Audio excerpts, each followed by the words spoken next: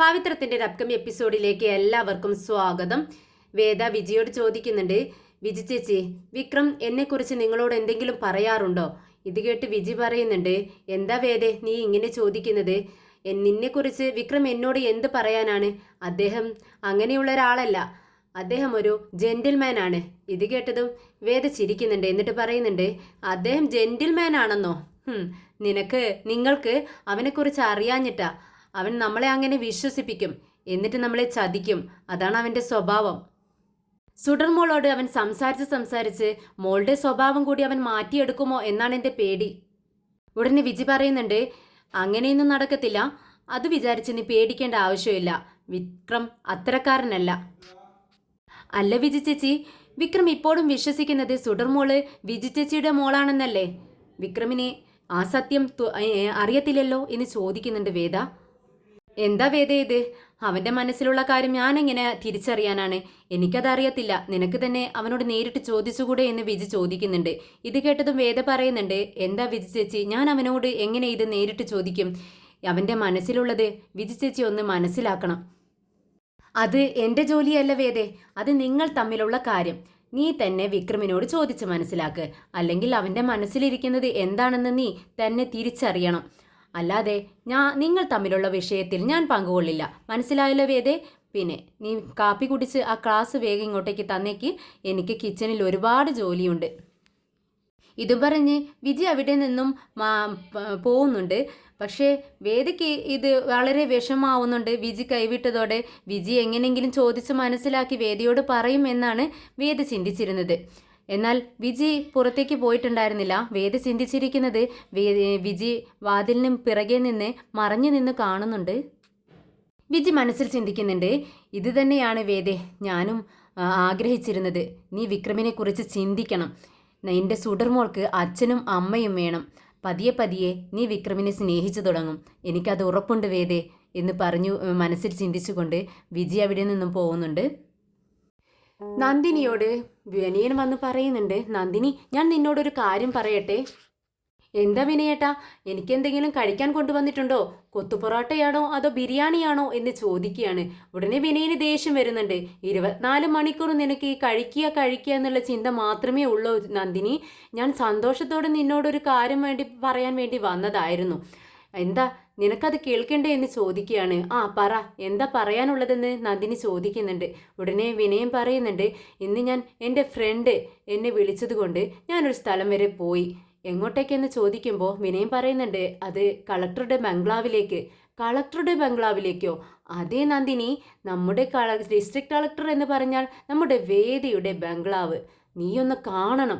എത്ര വലിയ ബംഗ്ലാവാണെന്നറിയാവോ? ഉടനെ നന്ദിനി ചോദിക്കുന്നുണ്ട്, അപ്പോൾ അത്ര വലുതാണെങ്കിൽ അതിന് ഒരുപാട് വാടക വരില്ലേ എന്ന് ചോദിക്കുകയാണ്. കാണുമ്പോൾ ഒരു 4 ലക്ഷം രൂപയെങ്കിലും വാടക വരും നന്ദിനി. നീ കാണണം, അത്രയും വലിയൊരു ബംഗ്ലാവാണ്. ഒരു 4 ഗ്രൗണ്ട് അല്ലെങ്കിൽ ഒരു 5-6 ഗ്രൗണ്ട് ഒരുമിച്ച് കൂട്ടിയാൽ അത്രയും സ്ഥലമുണ്ട്. അതിലാണ് ഇത്രയും വലിയൊരു വീട് നിൽക്കുന്നത്. ആണോ ചേട്ടാ? എന്നിട്ട് എന്താ ഉണ്ടായെന്ന് ഇങ്ങനെ ആകാംക്ഷയോട് ചോദിക്കുന്നുണ്ട് നന്ദിനി. ഉടനെ വിനയം പറയുന്നുണ്ട്, നന്ദിനി, അതൊന്നുമല്ല കാര്യം. ഞാൻ അവിടെ ഒരു സംഭവം കണ്ടു. അത് കണ്ടിട്ടാണ് ഞാൻ ഞെട്ടിപ്പോയത്. എന്താണെന്ന് ചോദിക്കുന്നുണ്ട് നന്ദിനി. അത് ഞാൻ അവിടെ വെച്ച് വിക്രമിനെ കണ്ടു. വിക്രമിനെ കണ്ടെന്നോ? അതേ നന്ദിനി, ഞാൻ വിക്രമിനെ കണ്ടു. വെറും കാണാൻ നീ അവനെ കാണേണ്ടതായിരുന്നു നന്ദിനി. എന്താന്ന് വെച്ചാലേ വിക്രമിൻ്റെ അവിടുത്തെ ജോലിക്കാരനാണ്, വേദയുടെ ജോലിക്കാരൻ. ഇത് കേട്ടത് നന്ദിനി ഞെട്ടുന്നുണ്ട്. നന്ദിനി പറയുന്നുണ്ട്, എന്ത്? വേദയുടെ ജോലിക്കാരനായി നമ്മുടെ വിക്രമോ? നിങ്ങൾക്ക് തോന്നിയതായിരിക്കും. വിക്രം അത്രക്കാരനൊന്നുമല്ല. അത്രയും തരം താഴുമോ നമ്മുടെ വിക്രം? അവളോട് ഒരുപാട് ദേഷ്യത്തോടെയല്ലേ നടക്കുന്നത് വിക്രം? അവളെ കൊല്ലാനുള്ള ദേഷ്യത്തോടെയാണ് നടക്കുന്നത്. പിന്നെ അവളുടെ അടിമജോലി ചെയ്യാൻ വേണ്ടി അവൻ പോവോ? നിങ്ങൾക്ക് തോന്നിയതായിരിക്കുമെന്ന് നന്ദിനി പറയുന്നുണ്ട്. ഉടനെ വിനയം പറയുന്നുണ്ട്, അല്ല നന്ദിനി, അവിടുത്തെ ജോലിക്കാരനായി നിയമിച്ചിരിക്കുന്നു നമ്മുടെ വിക്രമിനെ. അതും അവളുടെ വേദയുടെ മകളുടെ ബോഡി ഗാർഡായിട്ട്. ഇത് കേട്ട് നന്ദിനി പറയുന്നുണ്ട്, ആ സുഡർ എന്ന് പറയുന്ന കുട്ടിയുടെ ബോഡി ഗാർഡായിട്ടോ? അതാ വേദയുടെ മോളല്ലേ? എന്തൊക്കെയാ നിങ്ങളീ പറയുന്നത്? നമ്മുടെ വിക്രമിൻ്റെ ആദ്യ ഭാര്യയാണ് ഈ വേദ. ഈ വേദയുടെ ഇപ്പോഴത്തെ മകളാണ്, ഇപ്പോഴത്തെ ഭർത്താവിൽ അവൾക്ക് ജനിച്ച കുഞ്ഞാണ് ഈ സുഡർ എന്ന് പറയുന്ന കുട്ടി. എന്നിട്ട് അതിനെ സംരക്ഷിക്കാനായിട്ട് നമ്മുടെ വിക്രം ഒരു ജോലിക്കാരനായി വേദിയുടെ വീട്ടിൽ താമസിക്കുന്നു എന്നോ? എന്തൊക്കെയാണ് ദൈവമേ ഇവിടെ നടക്കുന്നതെന്ന് ചോദിക്കുന്നുണ്ട് നന്ദിനി. നന്ദിനി, ഈ വിഷയം അറിഞ്ഞ ഉടനെ തന്നെ ഓടി വന്ന് ഞാൻ നിന്നോടിത് പറയുന്നുണ്ട്. നീയത് അറിയണമെന്ന് വിചാരിച്ചിട്ട് തന്നെയാണ്. പക്ഷേ ഈ വീട്ടിലുള്ള വേറെ ആരും തന്നെ ഇക്കാര്യം അറിയരുത്. ഇത് ഞാനും നീയും മാത്രമേ അറിയാവൂ. കേട്ടോ നന്ദിനി? ഇത് കേട്ടത് നന്ദിനി പറയുന്നുണ്ട്, ദേ നിങ്ങളുടെ അനിയന് നാണവും മാനവും ഒന്നും ഇല്ലേ ആദ്യ ഭാര്യയുടെ വീട്ടിൽ ജോലിക്ക് കയറാൻ എന്ന് ചോദിച്ച് നാണം കെടുത്തുന്നുണ്ട് നന്ദിനി. ദേ നന്ദിനി, ഞാൻ പറയുന്നത് കേൾക്ക്. ഇത് ഞാനും നീയും മാത്രമേ അറിയാവൂ. പുറത്ത് ആരും തന്നെ അറിയരുത്. നീ എനിക്ക് പ്രോമിസ് ചെയ്തതാ എന്ന് പറഞ്ഞുകൊണ്ട് കൈ നീട്ടുന്നുണ്ട് വിനയൻ. പക്ഷേ ആ കൈ അങ്ങ് തട്ടി മാറ്റുവാണ് നന്ദിനി. എന്നിട്ട് പറയുന്നുണ്ട്, ദേ ഈ കാര്യം നമ്മൾ മാത്രം അറിഞ്ഞാൽ അതിനൊരു ഹരമില്ല വിനയേട്ടാ. നാട്ടുകാർ മൊത്തം അറിയട്ടെ, അപ്പോഴല്ലേ അതിനൊരു ഹരമുള്ളൂ എന്ന് ചോദിക്കുമ്പോൾ വിനയം പറയുന്നുണ്ട്, നന്ദിനി നീ എന്താണ് ഈ പറയുന്നത്? നീ ആരെക്കുറിച്ചാണ് ഈ സംസാരിക്കുന്നത്? ഇത് എൻ്റെ അനിയനെ കുറിച്ചാണ് ഈ സംസാരിക്കുന്നത്. അവൻ എന്തെങ്കിലും ഒരു നാണക്കേടുണ്ടായാൽ അത് എൻ്റെ കൂടി നാണക്കേടാണ്. അതുകൊണ്ട് പുറത്ത് ആരും തന്നെ ഇതറിയരുത്. എന്തായാലും ഞാൻ ആരോടും പറയത്തില്ല. എൻ്റെ നാവിൻ തുമ്പിൽ നിന്നും ഈ സത്യം പുറത്തു പോകത്തില്ല. പക്ഷെ വേറെ ആരെങ്കിലും പറഞ്ഞ് ഇത് ആരെങ്കിലും അറിഞ്ഞു കഴിഞ്ഞാൽ അത് പിന്നീട് ഞാൻ പറഞ്ഞിട്ടാണെന്ന് പറഞ്ഞുകൊണ്ട് എൻ്റെ പിറകെ വന്നേക്കരുത്. വാ, നിങ്ങൾക്ക് ഭക്ഷണം കഴിക്കണ്ടേ? ഞാൻ എടുത്തു വെക്കാമെന്ന് പറഞ്ഞുകൊണ്ട് നന്ദിനി അകത്തേക്ക് പോകുന്നുണ്ട്. അങ്ങനെ വിനയനും വിഷുവും എല്ലാവരും ഇരുന്ന് ഭക്ഷണം കഴിക്കുകയാണ്. കമലാമ്മയെ കാണുന്നില്ല. വിഷു ചോദിക്കുന്നുണ്ട്, നന്ദിനി ശ്രീജ എവിടെ? അമ്മയെ കാണുന്നില്ലല്ലോ എന്ന് പറയുകയാണ്. ഉടനെ ശ്രീജ പറയുന്നുണ്ട്, ചേട്ടാ ഞാൻ വിളിച്ചതാണ്. അമ്മയെ ഭക്ഷണം കഴിക്കാൻ വേണ്ടി വിളിച്ചപ്പോൾ അമ്മയ്ക്ക് വേണ്ട എന്നാണ് പറയുന്നത്. ഉടനെ തന്നെ വിഷം കമലാമ്മയുടെ മുഖത്തേക്ക് നോക്കുന്നുണ്ട്. എന്താ അമ്മേ ഭക്ഷണം കഴിക്കാത്തത്? വന്നിരുന്ന് കഴിക്കൂ, വിളമ്പി വെച്ചത് കണ്ടില്ലേ എന്ന് ചോദിക്കുന്നുണ്ട്. ഉടനെ കമലാമ്മ പറയുന്നുണ്ട്, വേണ്ട വിനയ, നിങ്ങൾ കഴിച്ചോളൂ, എനിക്ക് വിശക്കുന്നില്ല. പിന്നെ ഭക്ഷണം എന്ന് ആലോചിക്കുമ്പോഴേ എനിക്ക് വേണ്ട എന്നാണ് തോന്നുന്നത്. ഈ ഉപ്പില്ലാത്ത ഭക്ഷണം കഴിച്ച് എനിക്കിപ്പോൾ ഭക്ഷണത്തോട് തന്നെ ഒരു മടുപ്പ് വന്നിരിക്കുന്നു വിശ്വ എന്ന് പറയാണ്. ഉടനെ തന്നെ വിശ്വം പറയുന്നുണ്ട്, അത് അമ്മേ ഒക്കെ അസുഖങ്ങളൊക്കെ ഇപ്പോൾ ഈ പ്രായത്തിൻ്റെതല്ലേ, അതുകൊണ്ട് അമ്മ കുറച്ച് ക്ഷമിക്കണം. ഒരു 4 ദിവസം ഉപ്പ് കുറച്ച് ഭക്ഷണം കഴിച്ചപ്പോൾ അമ്മയുടെ ആരോഗ്യം ശരിയായത് കണ്ടില്ലേ, അതുകൊണ്ടല്ലേ ഡോക്ടേഴ്സ് അങ്ങനെ പറഞ്ഞിരിക്കുന്നത്. അമ്മ ഒന്ന് ശ്രദ്ധിക്കണമെന്ന് പറയുന്നുണ്ട് വിശ്വം. ഉടനെ വിനയം പറയുന്നുണ്ട്, അമ്മേ ഉപ്പില്ലാത്ത ഭക്ഷണം കഴിച്ചാൽ പ്രഷർ മാത്രമല്ല അമ്മേ കോപവും കുറയുമെന്ന് പറയാണ്. ഇത് കേട്ട് നമ്മുടെ നന്ദിനി പറയുന്നുണ്ട്, ഓ അങ്ങനെ ഉപ്പില്ലാത്ത ഭക്ഷണം കഴിച്ചത് കൊണ്ടായിരിക്കും കോപമൊക്കെ കുറഞ്ഞ് നിങ്ങളുടെ അനിയൻ വേദയുടെ കീഴിൽ പോയി ജോലി ചെയ്യുന്നത് എന്നിങ്ങനെ പറയുവാണ്. പെട്ടെന്ന് വിനയൻ ഭക്ഷണം കഴിച്ചുകൊണ്ടിരിക്കുകയാണ്. പെട്ടെന്ന് അതിങ്ങ് തരിപ്പിൽ കയറുന്നുണ്ട്. ആകെ ചുമച്ചുകൊണ്ടിരിക്കുകയാണ്. വിനയൻ ആകെ പേടിയാവാണ്. നന്ദിനിയുടെ വായിൽ നിന്നും ഈ സത്യം പുറത്തു വന്നതുകൊണ്ട് തന്നെ നന്ദിനിയെ തുറിച്ചു നോക്കുന്നുണ്ട്. അപ്പോഴാണ് തനിക്ക് പറ്റിയ അമളി നന്ദിനിക്ക് മനസ്സിലാവുന്നത്. വിശ്വവും ശ്രീജയും കമലാമ്മയും ഒക്കെ പരസ്പരം നോക്കുന്നുണ്ട്. എന്താണ് നന്ദിനി ഇപ്പോൾ പറഞ്ഞതെന്ന് മനസ്സിലാവാതെ കമലാമ്മ നന്ദിനിയോട് ചോദിക്കുന്നുണ്ട്, നന്ദിനി നീ എന്താ ഇപ്പോൾ പറഞ്ഞത്? നമ്മുടെ വിക്രം വേദിയുടെ വീട്ടിൽ ജോലിക്ക് നിൽക്കുന്നുണ്ടെന്നോ?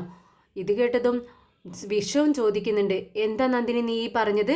എന്താ കാര്യം പറ എന്ന് പറയുമ്പോൾ നമ്മുടെ വിനയനും നന്ദിനിയും പരസ്പരം നോക്കുന്നുണ്ട്, സത്യം പറയണോ എന്നുള്ള ഭാവത്തിൽ.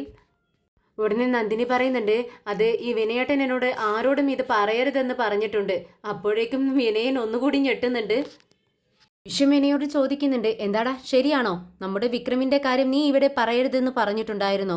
ഉടനെ വിനയം പറയുന്നുണ്ട്, അത് ചേട്ടാ അത് പിന്നെ ഇന്നിങ്ങനെ പറഞ്ഞ് തപ്പിപ്പിടിച്ച് സംസാരിക്കാൻ തുടങ്ങുമ്പോൾ കമലം പറയുന്നുണ്ട്, ദേ വിനയ നിന്റെ ഈ കളിയാക്കലൊന്നും ഇവിടെ വേണ്ട.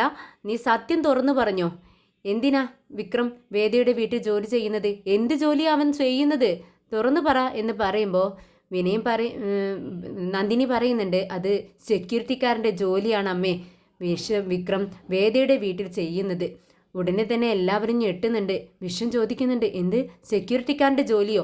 എടാ വിനയ, ഇവളീ പറയുന്നത് ശരി തന്നെയാണോ അതോ ഇവൾ നുണ പറയുന്നതാണോ എന്ന് ചോദിക്കുകയാണ്. ഉടനെ വിനയം പറയുന്നുണ്ട്, അത് ചേട്ടാ സത്യം തന്നെയാണ്, സെക്യൂരിറ്റിക്കാരനല്ല, ഒരു ബോഡി ഗാർഡ്. ഈ ഒരു സിനിമ തമിഴ് സിനിമയിലൊക്കെ അസിൻ്റെ ബോഡി ഗാർഡായിട്ട് വിജയ് വരുന്നില്ലേ? ആ സിനിമയിലേതുപോലെ സുഡറിന് അവിടുത്തെ ഒരു മോളുണ്ടല്ലോ വേദിയുടെ മോള്, ആ സുഡർ മോൾക്ക് ബോഡി ഗാർഡായിട്ടാണ് വിക്രം അവിടെ ജോലി ചെയ്യുന്നത്. ഉടനെ നന്ദിനി ചോദിക്കുന്നുണ്ട്, ഈ വിക്രമിന് നാണവും മാനവും ഉണ്ടോ അമ്മേ? ആദ്യ ഭാര്യയുടെ വീട്ടിൽ ചെന്ന് സെക്യൂരിറ്റിക്കാരൻ്റെ ജോലി നോക്കുന്നു. എന്ത് ബോഡി ഗാർഡാണെന്ന് പറഞ്ഞാലും സെക്യൂരിറ്റിക്കാരനെ തന്നെയാണല്ലോ, രണ്ടും ഒരു ജോലി തന്നെയാ അമ്മേ. ഇവരിങ്ങനെ പേര് മാറ്റി പറയുന്നേ ഉള്ളൂ. ഇത് കേട്ടതും ശ്രീജ പറയുന്നുണ്ട്, ദേ നന്ദിനി, നീയൊന്നും മിണ്ടാതിരിക്കുന്നുണ്ടോ? എന്തിനാ ഇങ്ങനെ ആവശ്യമില്ലാതെ സംസാരിക്കുന്നത്? ഉടനെ നന്ദിനി പറയുന്നുണ്ട്, കേട്ടോ, ഇപ്പോഴും കുറ്റം എനിക്കാണ്. ഞാൻ കാര്യമായിട്ടുള്ള കാര്യം തന്നെയാണ് പറഞ്ഞത്. ചെയ്യുന്നതെല്ലാം അവരും, പക്ഷേ തെറ്റ് ചെയ്യുന്നത് അവർ തെറ്റ് ചെയ്തിട്ട് അതിൻ്റെ പഴി മുഴുവൻ കേൾക്കേണ്ടത് ഞാനാണ്.